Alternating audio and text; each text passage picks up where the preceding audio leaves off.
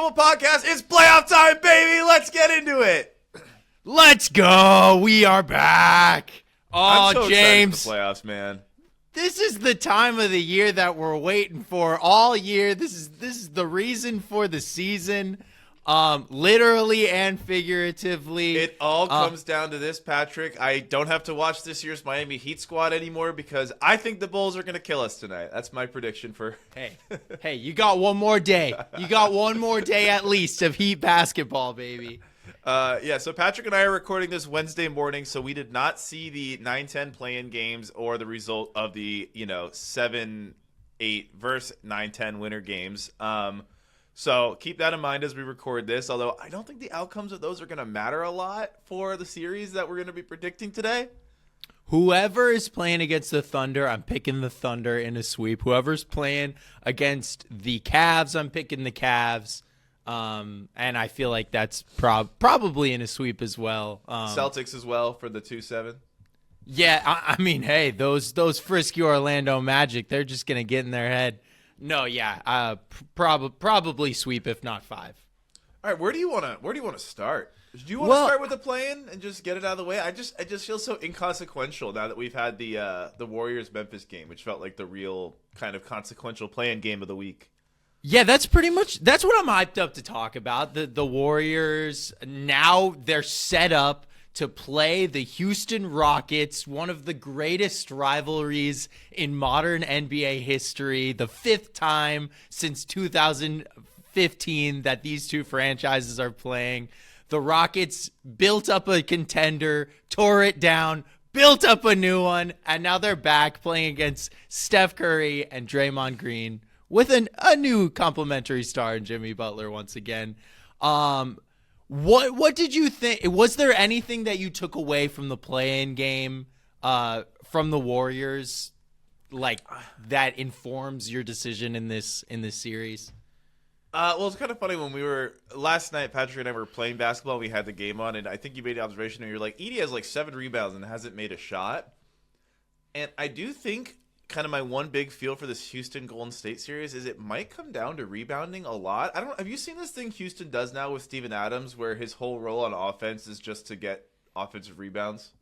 Yeah, dude. The Rockets are like literally one of the best offensive rebounding teams of like the last 20 years in NBA history. It's a real thing for sure. Part of me is wondering, like, if the Rockets can win the hey, we're just going to try to club up. Because it's this weird thing where I feel like the Rockets are going to be able to eat offensive boards alive if they're playing, Adams and Şengün out there together, and Draymond is the lone big man. I mean, then your tallest players in the lineup are Jimmy Butler and Draymond Green. And I'm pretty sure Jimmy Butler might even be taller than Draymond Green. And you're just giving up a lot of weight. And I don't know. That feels a little tough. But on the flip side, I mean, other than this last game where Curry only had 3 points, It feels like the Warriors just completely have this Rockets team's number. I don't know if the Rockets are going to be able to keep up with them scoring-wise. So that's why I really feel like this whole series is going to come down to like how many rebounds they get.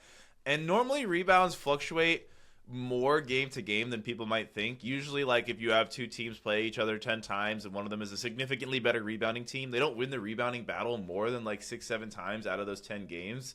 But like if you look at the box scores of these Rockets games, it'll be like Şengün will have 14 boards and 7 of them will be offensive. Yeah, I mean, I've been as high on the Warriors as anybody, especially since the Jimmy Butler trade, but I think this is really a worst-case scenario matchup for them. It's like I think the Warriors are a great defense, but they're mostly a great defense in the half court. And once you get into transition, of course, you've got Draymond Green, who, like, he's just one of the best transition big men of all time. But other than that, they remark me as like a pretty sloppy transition defense team. And that's what this Rockets team is going to get into time and time again. You look at, like, just to your point, you look at just the rebound battle from yesterday's game against the Grizzlies. Grizzlies ended up winning it 50-39. I think this Rockets team is just a better version of the Grizzlies for the most part. It really worries me. And my favorite wrinkle of this whole series is literally every Rockets vet has history with the Warriors. You go, even the coach. So Ime lost to the Warriors in the finals in 2022. Dylan Brooks, of course, got ejected in game 2 of the 2022 second round for that cheap shot on Gary Payton II. He's still on the Warriors. Steven Adams got kicked in the nuts by Draymond Green in the Western Conference Finals of game 3 in 2016. Fred VanVleet went like Super Saiyan. I don't even watch that show. Went just insane in 2019 in the NBA Finals. Like, and all these vets play like real big serious minutes. I say this all to just say, like, I don't think they're going to be scared of this Warriors team. Like, that's in the classic NBA sense. You think like, Chicago Bulls in the late 80s, early 90s. They kind of got to get over the hump of like getting past the Pistons, and before that, the Celtics over the Pistons. Like, I don't feel that same kind of like, they got to work themselves up. And then they just have great options to defend Steph. They have great options to defend Jimmy. I would be shitting myself if I'm a Warriors fan with this matchup. But see, here's the thing. I kind of agree with you, but then sometimes I almost, when I look at a box score where it's like Steph Curry 3 points, it almost feels like such a fluke that I have to throw everything out, Totally. But I guess my thing for to counter that, if I'm going a little pro Warriors stance, because I'm a little unsure in the series, is I do think the Rockets are uniquely equipped to guard the Warriors very well. I kind of feel like the Rockets are still going to struggle to get their own points in this series, and that's where I feel like is what I feel like this could be a series where it's like a sloppy, kind of fight type series. Yeah, I wrote down the way the Rockets lose this series is Jimmy ends up just like eating at the line every single game, and the Rockets, just like you said, struggle to generate offense in the half court. Yeah, and I feel like that's pretty likely. So what is your pulse? What is your pick here? I actually haven't even I think I know where I'm going to go. I'm going Rockets, and I'm going Rockets in 6. A 7-game series seems too much for me. I know that means the Rockets close it out at Chase Center, but at the end of the day, the other side of history that I'm looking at is like it's a 2-7 matchup. The 2 seed usually wins. Yeah, although I feel like this Warriors team, if they were Jimmy the whole year, is a 2 seed. Maybe. I don't know. I guess I would caution you on conventional wisdom, given that Jimmy Butler has made the finals as a play-in team before. That's true, but he's in the West now. That's true. He is in the West. West Coast, best coast. But in the West, we had a play-in team make the conference finals like 2 years ago. That's true. And just last year, a 5 seed made the NBA finals, which is like crazy, see, that was another weird rare case, though, because that Mavs team was way better after the trade deadline, kind of like this Warriors team. Yeah, Nico Harrison really did a great job at the trade deadline. Last year, Nico was cooking. I'm going to go Warriors in 6. Okay, I think that's fair. I'm really excited to watch these games. I'm pretty bummed because I'm doing a thing all day Saturday, so I'm going to miss the first 3 games. Thankfully, I'm going to see Lakers, Minnesota, which I heard is the Saturday night game, so pumped for that. But yeah, I feel like in order of my predictions, it would be like Rockets in 6, Warriors in 7, Warriors in 6, Rockets in 5. Do you think there's any scenario, because I was wondering this, because I was like, is there any scenario where it's like Rockets in 4 and it's just shocking, and it's just maybe like the Warriors cannot keep up with the I don't know, I don't see it, but I kind of was having a little coffee thought while I was getting ready for this. It's like if Draymond gets in foul trouble every single game, like I think they're starting on third base with that, even if Steph is going crazy. And then, I mean, of course, Jimmy did go off last night and looked like playoff Jimmy Butler. But, like, just keeping it a buck, that's not what we've really seen, at least scoring-wise, from him on the Warriors. And I also feel like the Rockets, you got guys like Tari Eason. I think Thompson can switch over to guard any of these dudes. Dylan Brooks, I feel like if I'm a Rockets fan, I'd be like, Dylan Brooks, maybe don't don't poke the bear with Jimmy Butler because that just is not a good idea. But Ime is going to probably do it himself anyway, so I don't know. But I mean, you could put Dylan Brooks. They'll probably put him on Jimmy. I think there will be a lot of like cross matching, but you can also put Dylan Brooks on Draymond and like try to poke that bear and just like whatever chaos comes from that, try to get that going. Yep.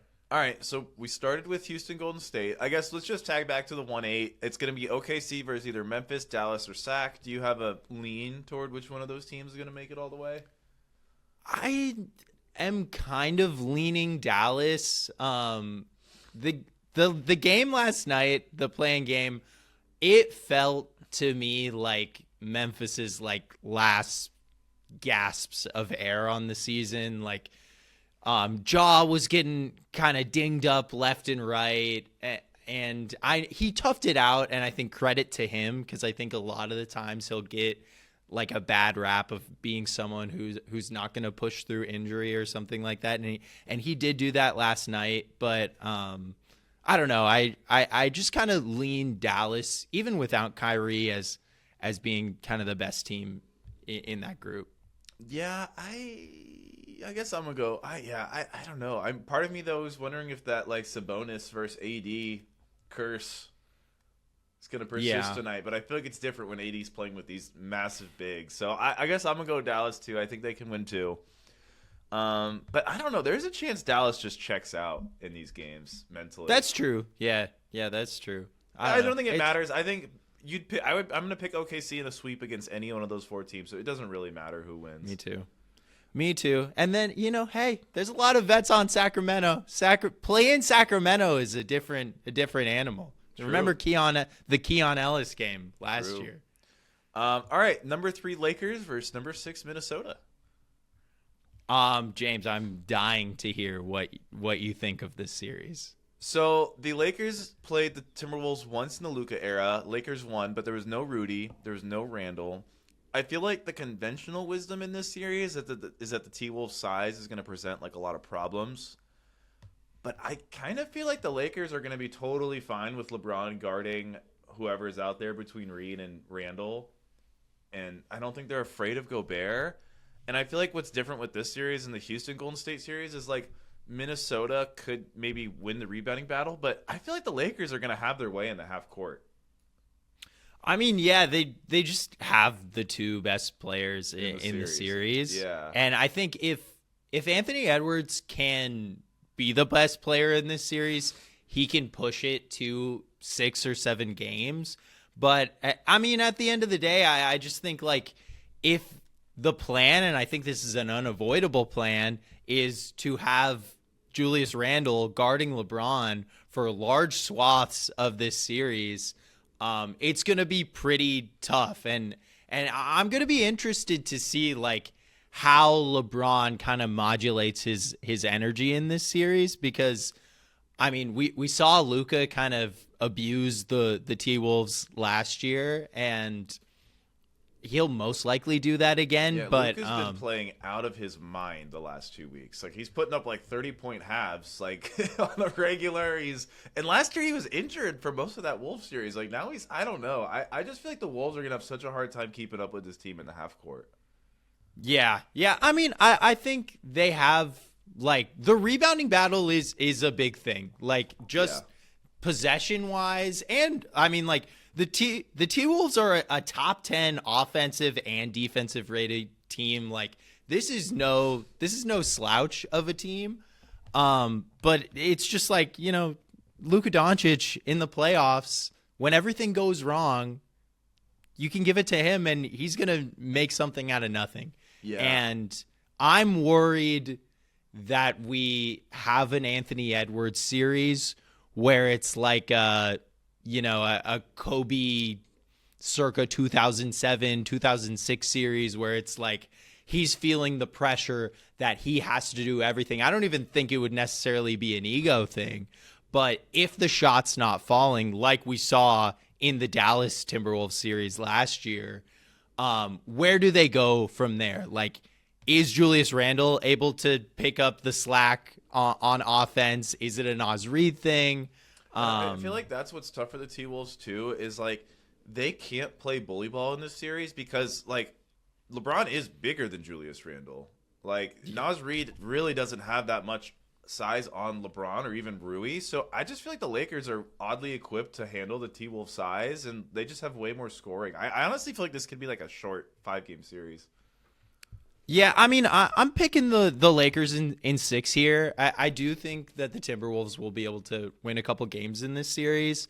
I'm really interested to see what happens with Austin Reeves in this series because, I think there's a chance that he could kind of go off because, like, especially with what we saw with Dallas against the Celtics last year, they really just focused on picking on Luka to great success.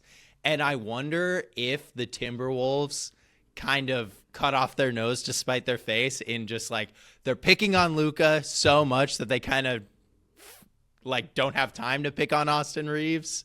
And then he just has that residual energy to kind of bury him. I think in that scenario, then you're right. It is like a 4 or 5 game series for the Lakers. Yeah, and I feel like one thing I have noticed is teams have really, really targeted Luka on the pick and switch like all regular season. I think teams really are picking up on that because Luka really is kind of like when he's out there in space against these guards, it is a little bit of a disaster. It's like kind of traffic cone territory, but it's got this weird effect where the Lakers just run everything through Luka, and then the other teams just target Luka, and LeBron just gets to chill. And in the fourth quarter, he just completely, like in that game against the Mavericks, LeBron scores like 12 straight points in the fourth quarter. He looks like he just got like out of warm-up. So I don't know. I think that's the tough part is the Lakers have done a great job of like keeping LeBron fresh for the fourth quarter. Yeah, I mean, JJ Redick, like I don't think we've really had like the perfect chance to talk about him because he hasn't really been in the Coach of the Year discussion just because of like how many amazing candidates we have this year. But boy, has he done a great job. And I only expect him to do even better in the playoffs. Yeah. I also wonder too, for the Timberwolves, if what could happen too is if they're really struggling, like if the Lakers can survive Vanderbilt's minutes and they just stick Vanderbilt onto Edwards and they're just like, all right, like you guys are not going to score on us. And we're not going to score as much, but like we'll be okay. Yeah, that would be interesting. I feel like at least to start out with, would you rather kind of guard Ant to start out with straight up or just like be like anyone can beat us but Ant? No, I honestly think I would just guard Ant. I'd let Ant go off and do his It's thing. like DFS, he'll do a fine job. I think like he's going to get burned because he's guarding Anthony Edwards, but like how bad does he have to get burned for the Lakers to lose? I feel like it's weird because Ant has been such a great three-point shooter, and the Lakers are not going to win this series of Ant's hitting 4 of 6, 5 of 7 every game from 3. But like, if Ant's just kind of settling for the 3 and not putting the Lakers in foul trouble and not punishing them when they go to their small ball lineups, like I don't know. I just feel like that kind of weirdly plays into the Lakers' hand a lot. And I also feel like when Ant's taking like pull-up threes, you're really not creating those open threes for the other guys as much. So I don't know. I just feel like the way the Timberwolves play kind of plays right into the Lakers' hands. Yeah. I mean, I guess the other part is just we're just gonna have to see what happens in the rebounding battle because I do think that will like gravely hurt the Lakers if they're getting absolutely destroyed and like they just don't even have lineups that can exist. If Jackson Hayes is, using 4 of his fouls in the first half and then because the Timberwolves have a changeup, they can put Naz Reid in and like they're not beholden to what Rudy Gobert can give them on the offensive glass. And then of course, Julius Randle is a great rebounder for his position as well. I just wonder how that possession battle goes. But at the same time, I don't know if the Timberwolves can survive with a lot of Mike Conley minutes in this series. So then it comes to the question of like, what is the turnover battle like? Is like if Luka and LeBron can be pretty safe, like non-Warriors, like with their like turnovers, I think that kind of makes the rebounding inequity like null and void. Yeah, I think what's really hard about this Lakers team too, with a guy like Conley, is if you don't feel comfortable with him guarding Reeves, you can't hide him on Rui, because LeBron and Luka are more than comfortable just like giving Rui the ball and being like, "Hey, Rui, go get a bucket." Yeah, in a way that like even the Nuggets don't quite do with Porter Jr. Speaking of the Nuggets, wait. So, what's your official Lakers, I got Lakers in in 5? Lakers in 5. I'll go Lakers in 6.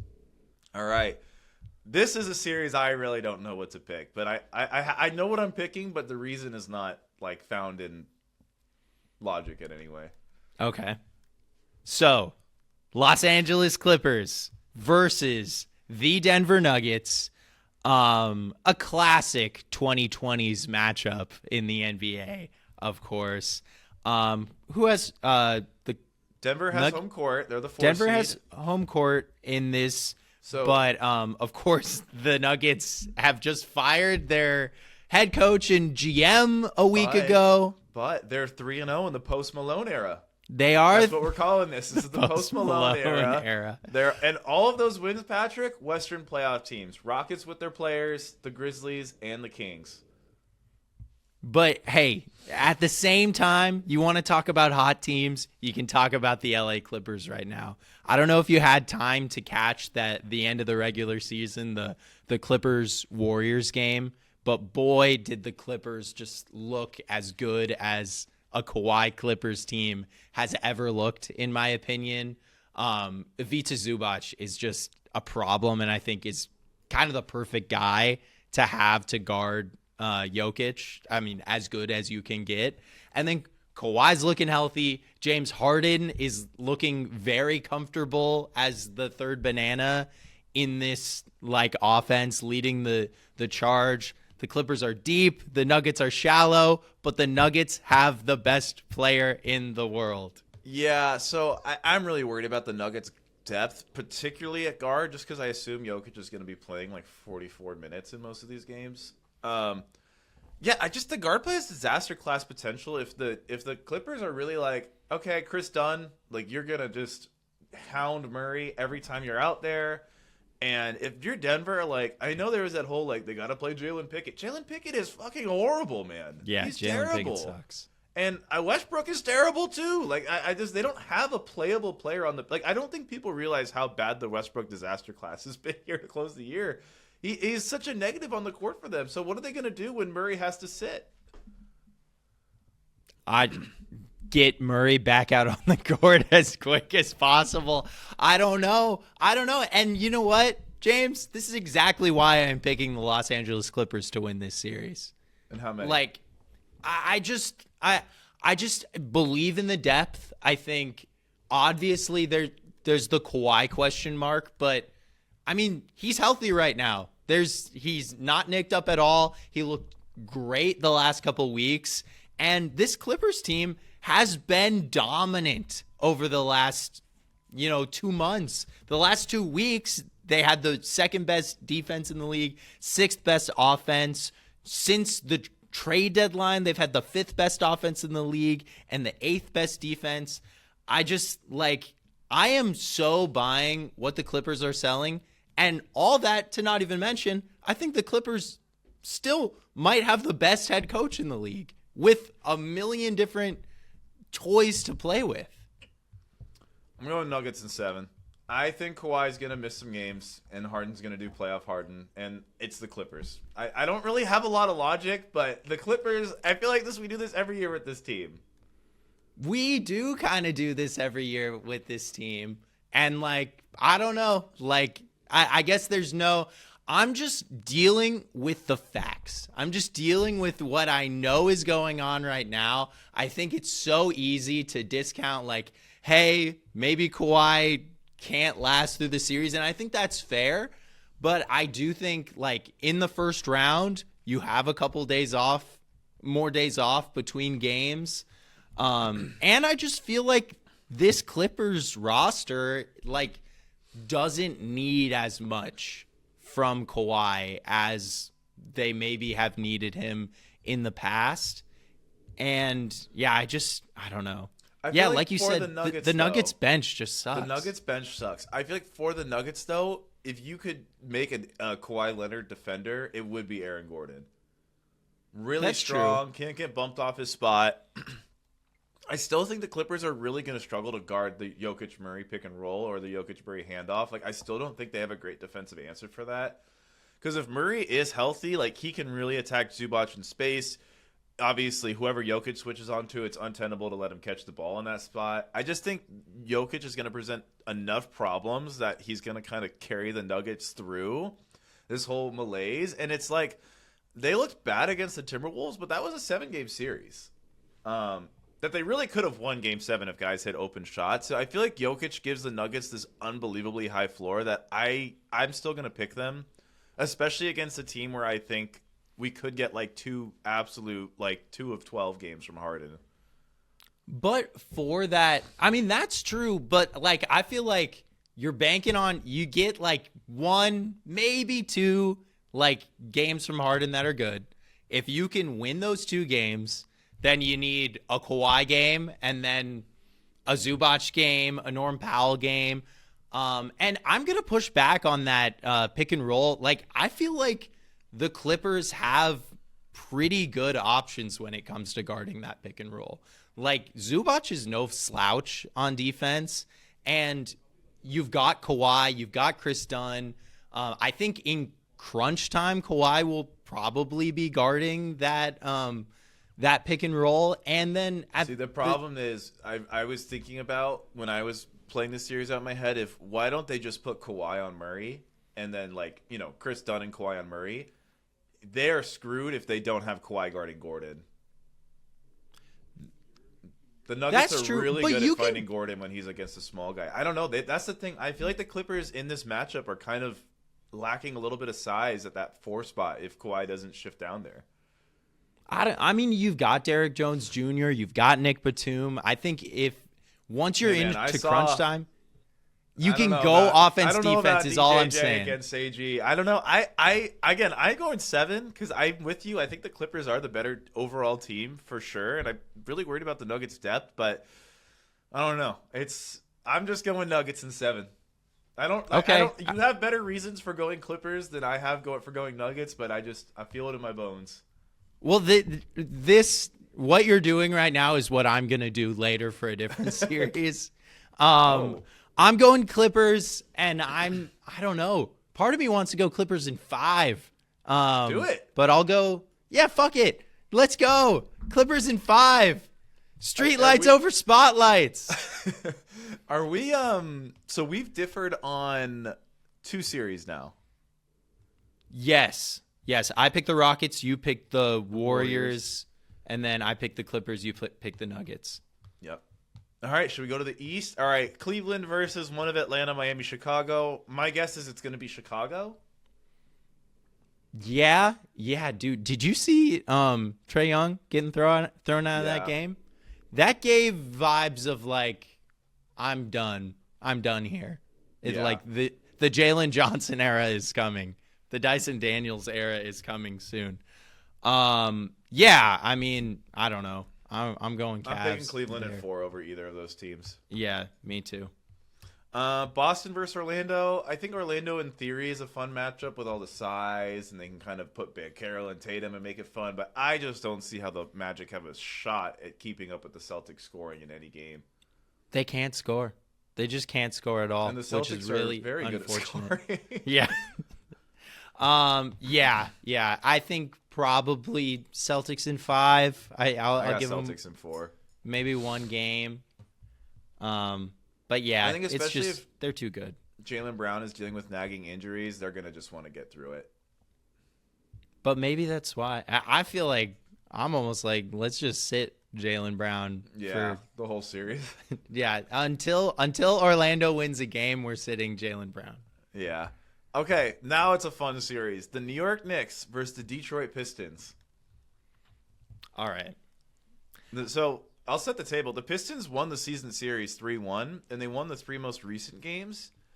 Where do you want to go from there? I mean, look, I think this series is a really easy series to be like, there's going to be an upset. You know, the Knicks, they've kind of have shed all of the expectations we've put on this team, the identity that we've come to know. And I just think this is a terrible matchup for the Pistons at the end of the day. I think they don't have experience, and I think the Knicks have a stable of guys to put on to Cade Cunningham, and like maybe they muck it up, but I think the Knicks offense is going to persist, and I would just be willing to bet that the Knicks are able to turn up the level on their defense to a place that we have come to expect with the recent Knicks defenses in the past. So here's my real worry for the Knicks. I don't think Karl Towns has a switch.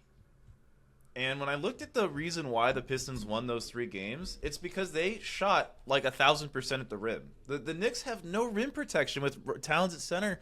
So I was wondering, are the Knicks ever going to have a Robinson-Towns lineup? Because obviously Towns showed he can play the 4 pretty well last year with the Timberwolves, and they've played 90 possessions together all year. Now, granted, Robinson's only played 17 games, but that's more than enough to get more time with these guys together. I feel like Thibodeau's strategy of like overplaying the starters and not experimenting with lineups could really hurt them in this series if it's just like the Pistons are still getting whatever they want at the rim and Towns just doesn't know how to play with Mitchell Robinson yet. I don't know. Before I did any research, I was pretty like, I think Knicks win pretty close, but I kind of might be leaning Pistons a little bit. Look, the Knicks, they have been a mess on defense. Like, I am giving you that. But I think in the second half of the season, it's been a little different. Last 2 weeks, they've had a top 10 defense, which, like, take that with a grain of salt. But since the trade deadline, they've been completely middle of the road, 15th in the NBA. And I don't believe in the Pistons offense to be able to keep up with this Knicks team. And yeah, I don't know. It's pretty much as simple as that. I'm just worried it's going to be a layup line for the Pistons because that's what it was in all of the regular season games. If the Pistons are able to control the pace of this game or of these games, and they're able to really force a lot of turnovers, that's where I think it starts getting interesting. Like the Pistons had the 9th best pace this season, and the Knicks pretty much played at a snail's pace at the 26th best pace. But like knowing what we know about like playoffs in general, like it's going to slow down. I think that favors the Knicks for the most part. And I wonder how the Pistons are able to operate in a world like that. And then it's just like, I don't know, like what's Michael Beasley doing out there? So you're really down on the Pistons this series. I am doubting on the Pistons. It would be one thing if like the Pistons were playing the Bucks, where it was like, yeah, they don't really have the best answer for Giannis, but like the Bucks don't have anyone to guard Cade. And I just think the Knicks have the perfect people to guard Cade. I'm going to go Knicks in 7. I think you're sleeping on Detroit. I think Detroit's going to get whatever they want at the rim. I think Towns is going to look like a buffoon like he did half the time in Minnesota. And I think it's going to raise real questions about the direction of the Knicks team as why did you go from gritty to this version? I don't know. I genuinely think last year's version of the Knicks is a better team. Like I think the Knicks are a better team when they're gritty, tough, 0-1 Sixers coded than this version of the Knicks. I'm a Towns believer. I think Towns played like incredible basketball last year. It was definitely in a different role, but this is like a much worse team with no experience. I'm going Knicks in 5. All right, so we both picked the Knicks. I just think it's going to be a much closer series. I think you're sleeping on Detroit a little bit. Okay, next series, Milwaukee Bucks versus Indiana Pacers, a rematch of the first round last year, except this year, instead of having Damian Lillard, the Milwaukee Bucks have Giannis Antetokounmpo. What are you thinking? Again, before research, I was feeling Indiana all the way. The Bucks are +9 points per 100 possessions with Giannis on the floor without Lillard. Again, another series where I'm assuming Giannis is going to play 42 minutes a game. Oh yeah. He's not coming off.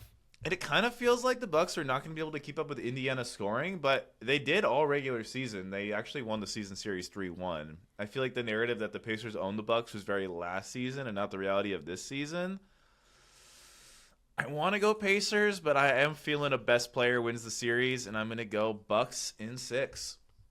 Yeah, I mean, I'll give a little bit of like the pitch for the Pacers. Pacers are a bona fide playoff team at this point. They have playoff wins under their belt. Obviously, the Bucks, like at least some of those players, have a championship under their belt. Tyrese Halliburton has been an absolute demon in the second half of the season. His net differential went from plus 1.2 pre All-Star break to plus 12.7 post All-Star break. He has just been like, basically when he's had the ball on offense, the Pacers are just scoring every time. He's been absolutely incredible, gotten back to the person that we know him as. The Pacers defense has taken a step forward this year. I think it's just much better than it was at any point last year. With all that being said, like, I think the way the Pacers win this series is on offense, and I don't think they'll be able to outplay Giannis in this. I mean, Giannis is one of the few players in the league that has the right to argue himself as the best player in this league. Since the Damian Lillard injury, they have had the 6th best offense in the league. In the last 2 weeks, they have had the best offense in the league, and that's just squarely on the back of Giannis. And Giannis is fully healthy right now, as much as anyone can be fully healthy after a full NBA season. And I think we're going to have one of those Giannis series. And I think it's going to be a long series, but I think it's going to be a Giannis puts his name back on the map series. That's exactly how I feel about it too. Yeah, I mean, I think this is maybe the most evenly matched, just like roster for roster series that we have. I'm very excited to watch this kind of basketball. I'm going Bucks and 7. Okay, I got Bucks in 6. I will be scared if it does go to 7 for the Bucks and they're in that field house and Halliburton hits a 3 and the whole, it goes crazy in there. That's just a little scary. They better not let Nembhard get that ball. I know he's making the shot if it's close. Yep. Okay, so to recap, we both have OKC. You have Houston. I have Golden State. We both have the Lakers. You have the Clippers. I have Denver. We both have Cleveland. We both have Boston. We both have New York, although we thought that series was going to go differently. And we both have Milwaukee pulling the upset in the 4-5. Overall excitedness ranking out of 10, 10 the highest, 0 the lowest. That's tough because there's 2 series that I feel like have a potential to be like last year's Knicks Sixers series that was really, really, really entertaining every game. Like, which are those series? I think Houston Golden State has that. Mm-hmm. I think Knicks Detroit potentially has that. If it goes the way you think it will, obviously that series will be a little bit of a snooze fest. If it goes the way I think it will, I think it's going to be a really exciting series. I think Lakers Minnesota could have close games, but you just always feel like the Lakers will come out of those close games the winner. And then Denver Clippers, I don't know what that, I picked the Nuggets, you picked the Clippers. I guess I'm a little confused on what it might effectively look like in terms of drama. What franchises have the most to lose in this first round? I think the Warriors by far. What does that look like? Because the Warriors, now that they've kind of not gone all the way in, but they're pretty in on this Jimmy era, they signed him to a contract extension. They've kind of alienated Kuminga out of nowhere. Feels like I thought he was playing for them. Like last time I watched them play a game, he played big minutes, and now he's getting benched. What happened? I don't know. Insane. I feel like if the Warriors lose, especially in a series where it's like, holy shit, we are too old to keep up with this Rockets team, that's going to be really bad for the Warriors. Um, I think if the Knicks lose to the Pistons, that's a disaster season too, with how all in they've gone. But I think the Knicks are set up for disaster no matter what, because I don't see them having a shot against Boston. Yeah, no, I don't see them having a shot against Boston. What do you For think? me, I think team with the most to lose in the first round, if they aren't able to make it happen, is the Bucks. I think you could maybe say the same thing if they make it to the second round and they can't make it through.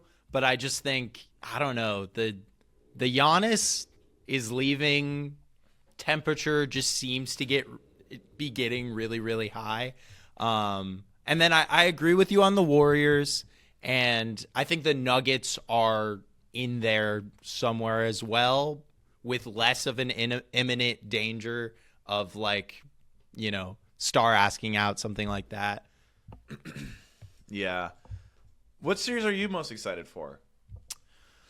I think I'm most excited for Lakers Timberwolves, probably. I think there's a good chance that, like, just that's a very, very entertaining series, and it could go pretty long. Yeah. I also feel like the Lakers are, like, kind of playing with house money. We've got to remember that it's like, it's a very weird season for them, in the sense that, like, they added Luka mid-season. It's a complete shakeup. Like, generally that doesn't go super well for teams, like in any sport, that are making, like, and the Lakers tried to add the lob threat that they needed to complement Luka, and they didn't get it because they failed the physical, obviously. So it is kind of, I agree with you, this is like a weird house money season with the Lakers. But I also feel like the bracket, if Houston wins, kind of is breaking nice for them.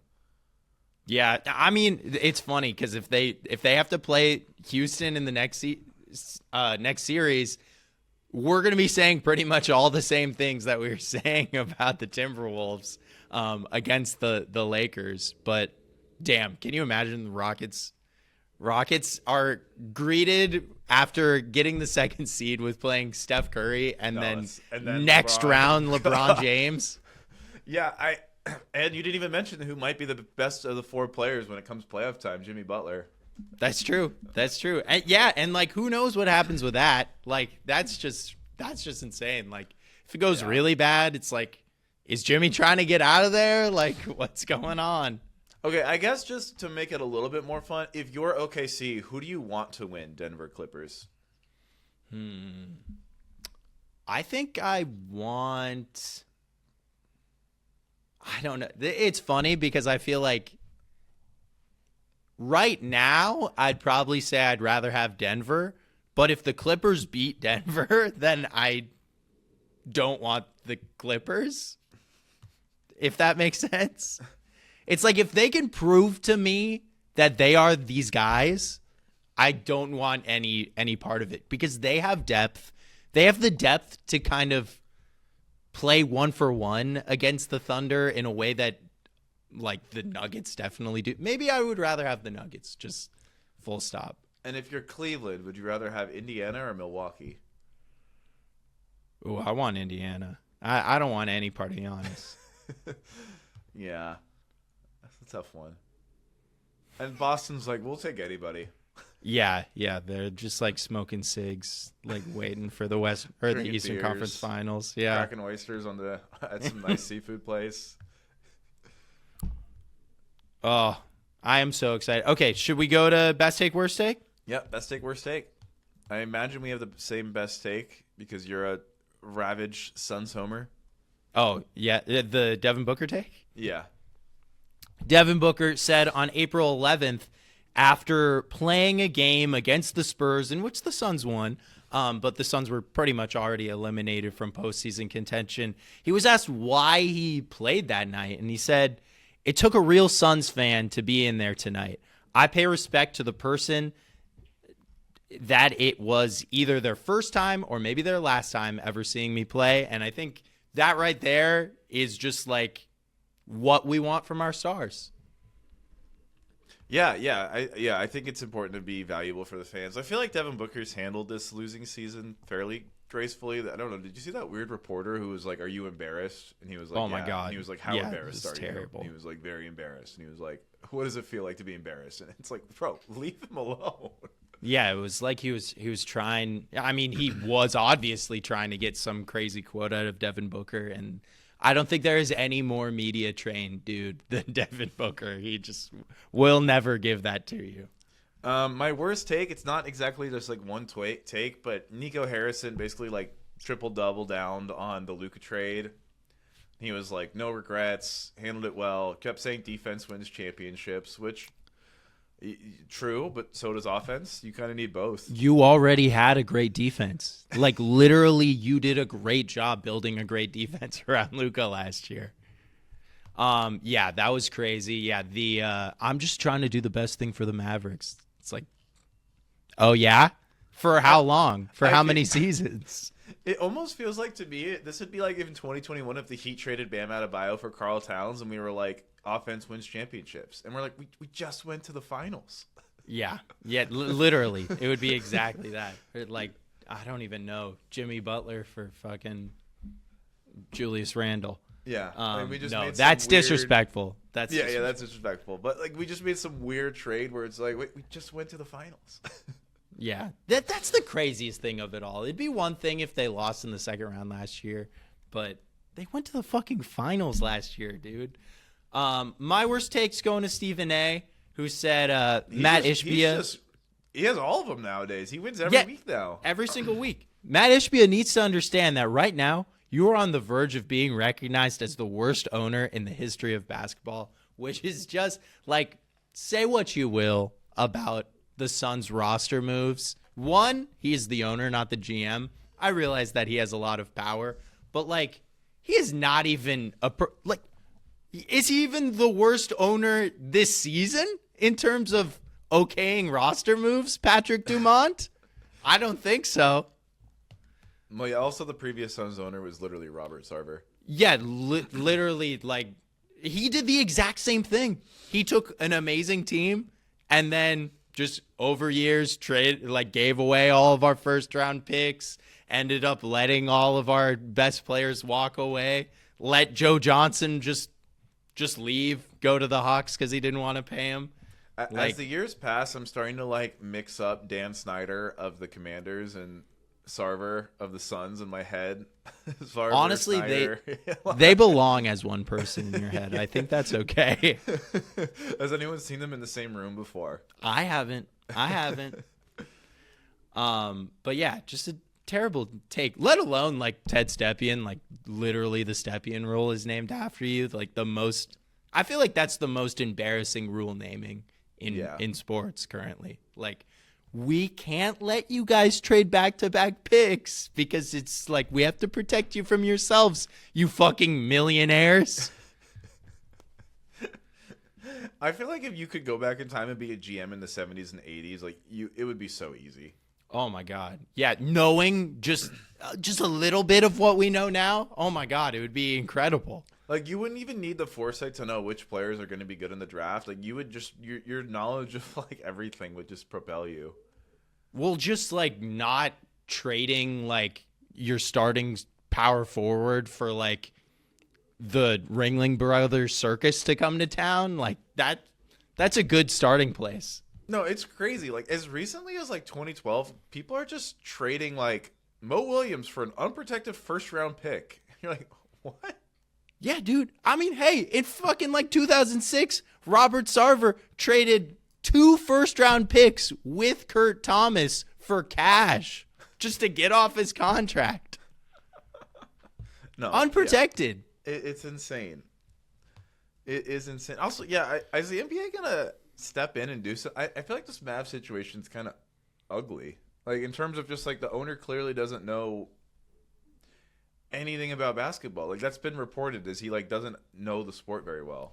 Hey, I mean, I feel like you can't do anything about that. That's just like, that's why you hire a GM.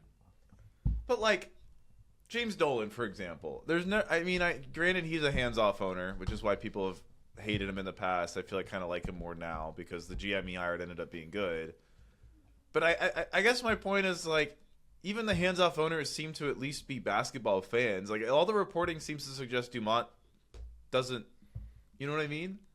I hear what you're saying, but I just feel like, especially with how valuable NBA franchises are, if you start being picky about these guys knowing too much about basketball, you very quickly run out of billionaires to buy NBA teams. Well, you don't need to know basketball on a deep level, but you need to be a basketball fan, I feel like. I don't know. Do you? If you're a great businessman and you just hire the right people and are completely hands-off, I feel like that's almost the best version of like being an owner. I don't know. I feel like any other owner is like, you want to trade Luka Doncic, and the guy's like, yeah, and you're like, no. Yeah. I don't know anything about basketball, but I know that's a bad idea. But at the same time, like, just look at the Suns. It's like, I don't think there's any owner other than like Michael Jordan with like as good of a basketball, like probably best basketball player as Matt Ishbia. And he's on the complete opposite side of it. It's like he feels like he's this basketball GM genius and putting every single first round pick just to get the best players and stuff. Yeah, I don't know. I guess I just feel like Ishbia and I disagreed with a lot of the Suns' moves, but like I don't know. None of them are on that level. Yeah, no, I mean like they're all defensible. But also as an owner, you're also thinking about like fan relations, presumably like team income. Like I don't know. Like it seems weird that you lower your franchise valuation by so much money too. This conversation is why I always come back to, and I feel like I always get pushback when I say this. Luka must have just been such a fucking asshole. He must be so insufferable to work with day in and day out. But he none just of the has to reporting be. Says that. But why would you do it? That's and what it does. saying. It does indicate that. It does indicate that the reporting. That is not true. No, what reporting indicates that? That they just couldn't get along with him, and like I feel like that's everything. I don't know. They fired all his guys, and he still wanted to stick around. I don't know. I just feel like you're just being a Luka hater, man. You're a little shadow geeko. No, you're being a Laker lover right now. Well, I've always been a big Luka guy. I was all in on Luka last year. Hey, I'm not saying that Luka isn't freaking incredible. Like, good chance of him being a top 10 player all time. Like, hey, it works. Like, Michael Jordan was a freaking douchebag. Like, Rick Barry won a NBA title being like maybe the least liked player in the league. You can be an amazing NBA player, but be an asshole. And I feel like it still might influence what the front office does with you if everyone in there hates you. That's true. All right, should we get to Hot Streak Shooting Slump? Let's get to Hot Streak Shooting Slump, the part of the show where we talk about our last 7 days and if we're on a hot streak or we're on a shooting slump. James, are you on a hot streak or a shooting slump? I'm on a hot streak. Had a fun week. I played 3 hours of pickup football at the beach on Saturday. Played pickup basketball with you guys yesterday. Just, been going to work, having fun. And I have a trip to Santa Barbara this weekend, so I'm pretty excited about that. Oh, very nice. What are the Santa Barbara plans? We're doing a wine tasting, and then we're going to watch the Lakers Timberwolves game, and then Sunday, I'm not sure yet. There we go. I watched the Olympic final game in Santa Barbara. Let me say, you have a good great place to watch some basketball. Good sports bar rec? It's honestly the bar that I watched the game at. It was great because of the atmosphere. But there was only like 2 TVs, so I would not suggest it. Like everyone was watching the game and everyone was really lit just because of what game it was. But I would not suggest it just because of like if you don't get a good seat, it won't be that great. It won't be as fun. Yeah. I will say, I feel like I'm really feeling the effects of getting old. My hips were on fire for like 3 days after playing football, and now my whole body is sore after playing basketball, and I don't like I'm scared. I turned 30 in 3 months, and I feel like it's gonna be bad. It's all going off a cliff, downhill. James. All going downhill. Well, I am also on a hot streak. I had like a kind of big family week last week. My twin brother brought me and a bunch of my friends out to a bar and asked us all to be his groomsmen on Friday night, and we just were debaucherous and drank so much beer, and it was a lot of fun. It was kind of cool the way he did it. He bought like vintage hats of all of our favorite sports teams and like knighted us with the hats, and he gave me this like, I don't even know, it's almost like Suns kind of like old classic 90s logo like cowboy hat kind of thing, which was very cool. And then it was my younger brother's birthday on Wednesday. Happy birthday, Matthew. And so on Saturday night, we all went out and celebrated him. And it was a tough back-to-back, but, you know, sometimes you just got to power through those back-to-backs. You know, even Chris Paul played all 82 games this year. Do you miss him? Chris? You know, I've been thinking about it a lot lately. And I think he's a better NBA player than Bradley Beal is right now. Yeah, he definitely cares more. I don't miss him on the court per se, but I miss what he gave to the locker room. The Suns were like on the up and up with Monty and like Ricky Rubio in that 2020 bubble season. But once Chris got to Phoenix, just like the whole atmosphere around the organization completely transformed. And I think there was definitely hope that even after trading him, we would be able to maintain that with Monty. And I think it was just so clear that we didn't have that culture without Chris Paul. And so, like, more than anything, I mean, if we're jumping completely into Suns talk, like we didn't even talk about firing Bud this week, but I feel like Bud has been spiritually fired for like 4 months. So oh yeah, but like, I mean, he just, I don't care about firing another coach 3 years in a row because it was so clear that he wasn't able to set a culture, and like maybe that's on Devin Booker, maybe that's on Kevin Durant. Like obviously Book and KD weren't able to set a culture in them, like by themselves, of like working hard, putting the and just like, I don't know, buying in to what the organization is laying down. So I think if anything, like, I don't know if James Jones survives the next couple weeks, but like the number one thing the Suns need to figure out this year or this offseason is just instilling some kind of culture. And I don't know if bringing back Chris Paul would help that or hurt that, just like set them back to something unsustainable again. But that's what I've been thinking about that a lot lately. And you need to go over there and save them. Hey guys, I'm available. I'll come in. I'll come in and set the culture. Yeah, well, I actually think both of our teams are like two of the most screwed franchises right now. Yeah. I don't know, dude. I feel like there's a good chance that we wake up in like on whatever, July 30th, and the Heat have Giannis Antetokounmpo and Kevin Durant, and it's just like, I don't know. We're back. We're back. Literally. I don't know. Like, at least they have flexibility. That's true. I don't know if we do, but we'll see. I don't know. We literally have Terry Rozier finishing the season like 0 of 20 from the field, and they're like, this guy is literally betting against the Heat every game. He might be. Why has he not been arrested yet? He is a basketball terrorist. Yeah, dude. The Terry Rozier thing really didn't work out. No. Oh. I think we're frozen. No, I'm back. All right, is that our sign to cut it? Oh, there you are. Might be our sign. I think that might be our sign to cut it. All right. Thank you guys for listening to the Foul Trouble Podcast. We'll catch you next week with our initial playoff thoughts. We'll see you then. Peace.